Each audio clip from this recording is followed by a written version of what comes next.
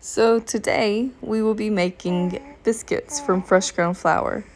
As you can see, my toddler is my sous chef for the day, and my co-host is, as normal, the baby, the newest member of the family. So you'll hear him a little bit in here too. What you see me doing right there is making buttermilk. We do not keep buttermilk on hand. It's just pointless to buy it because most of it go to waste.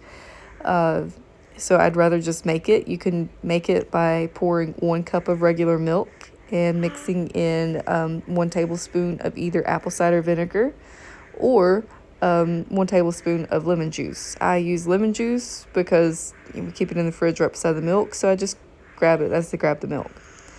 But we just make it when we need it. Also, after you make it, you let it sit for roughly 5 minutes and you've got buttermilk. If you make your own buttermilk, if you make your own butter, I should say, you can save the milk that's from the butter and use that as buttermilk too. But I have not been able to do that in a little bit. I was making it out of raw milk, and we've not been getting raw milk. You can also make it out of heavy whipping cream, but since we've not been getting the raw milk, I've just been using stick butter instead. So here we are just making it. I'm doubling this recipe. And I've been working with this recipe for basically a whole week, maybe 2 weeks, but I have tried it over and over and over. I've been adapting it to accommodate fresh ground flour. If you know anything about fresh ground flour, it needs more moisture typically it needs more moisture than regular flour, or not regular, I guess it's regular to us because it's what we grow up with anymore. It's less common to grind your own flour. It is much more common to buy, the all-purpose flour from Walmart. But I have been working with this recipe because grinding my own flour means that I need to add in enough baking soda and baking powder or any other leavening agent I'm using in order to make it rise. And this is my favorite biscuit recipe. It is Melissa K. Norris's biscuit recipe out of her book Handmade. You can find it on page 21 if you'd like to reference that recipe. But she uses all-purpose flour in that recipe, as well as baking powder and baking soda. And all-purpose flour already comes with baking powder and baking soda. So I was having to figure out multiple times how much exactly baking soda and baking powder to add to make these rise the way they were rising when I was making them with regular flour, or all-purpose flour I should say. Also, this was a great activity for my toddler because both my husband and my baby were actually asleep for once. Or the baby was asleep for once, I should say. My husband's, he doesn't have any issues. But he does work night shift, and the toddler wanted him to play with him, or he wanted to go hold the baby. So I was working on keeping him busy. But anyways, what I found, the original recipe calls for 2 cups all-purpose flour, as well as 1.5 teaspoons baking powder, and 1/2 teaspoon of baking soda.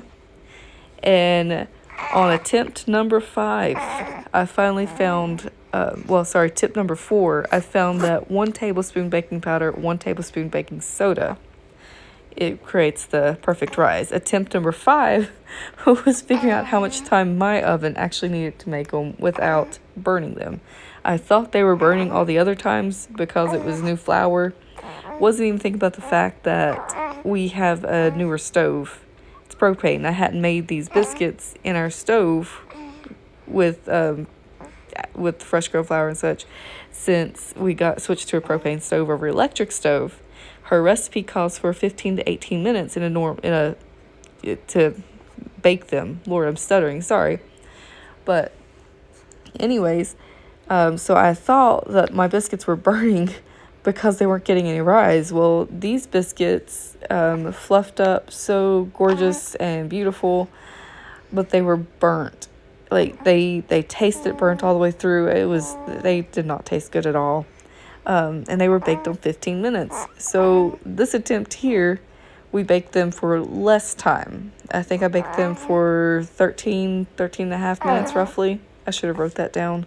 But this was attempt number 5, and wait till you see them at the end. They're beautiful. They're great, and they tasted, oh my gosh, so good.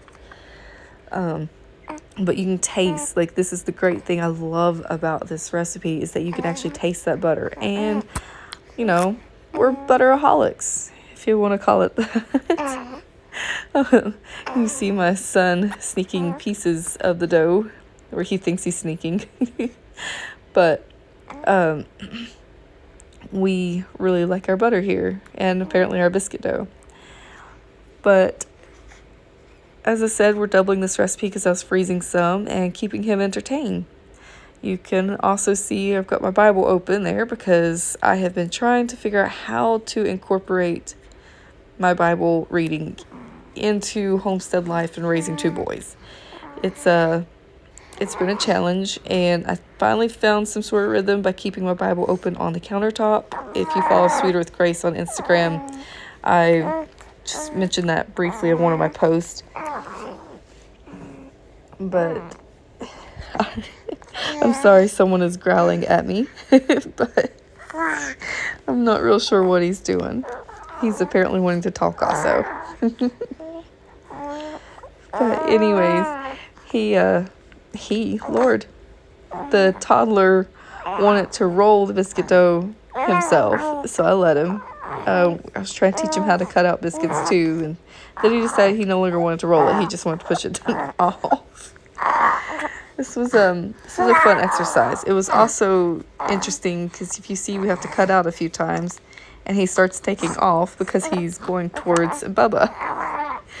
What are you doing, sir? So as I was saying, I had to keep distracting him from going to get Bubba because he wants to love on him. Thankfully, he's not really jealous. He has moments of jealousy like any other toddler, but thankfully he's really not. He loves him. He wants to hold him all the time. It's so cute and adorable. But anyways, so let's talk about the benefits of having fresh ground flour. It gives you so much more nutrition. Like, it is more nutrient dense than store-bought flour. And that's because you still have the bran and the germ when you grind it yourself, as opposed to the store-bought flour. They have stripped the bran and the germ in order to make it shelf-stable. Now, this, once you grind it yourself, is not shelf-stable. It will last for up to 7 days in your fridge. After that, it will go rancid. Could have put it in here somewhere, I guess, me grinding the flour, but if you see in that corner right there behind the bottle and with all the other dishes, the white things stacked on top of each other, that's our Wonder Mill. That is what I use to grind our flour up with. This flour I use for these biscuits are hard white wheat. There are different wheats, different varieties that are great for different things. I've not really looked into that, and so far it's just been more economical for us to just buy the one variety, and hard white wheat seems to be the best so far that I have found. But anyways, it has 41 of the 44 essential nutrients that your body needs, and for women, especially pregnant women out there, it's got more folate in it. It is more enriched with folate, not enriched as in chemically sprayed, like as in, you know, the store-bought flour, or bleached and then add it back in. That's weaker forms. You will absorb nutrients so much better if you actually intake them naturally, as opposed to vitamins. Not saying don't take your vitamins, definitely take your vitamins, but your body will absorb it and break it down so much better if you get it from a natural source. Like I said, degree in nutrition. Not practicing, not a doctor, but this is good information for you. And then also, when you buy wheat to grind, it comes, they call it wheat berries. Do not expect to see colorful berries though. I most definitely did. I didn't look into it beforehand. It does not look like a berry at all. It looks like a seed, wheat seeds. Also, I'm showing these because it just cracked me up so much how he cut them up, and he was so proud of himself. But yes, they look like wheat seeds. If this information, if you're liking it, I hope you like and subscribe. Just trying to get some Bible reading in, picked a verse out, and I've been just trying to meditate on it. So hope you enjoy. Yep, I hope you enjoy. And this is when you have, 30 seconds left and you don't know what to say, so you're filling in the space. Hopefully this doesn't actually happen on a regular basis. So sorry about that, guys. But you were getting ready to see these gorgeous biscuits. They rose. They're great. They're beautiful. Oh, yeah.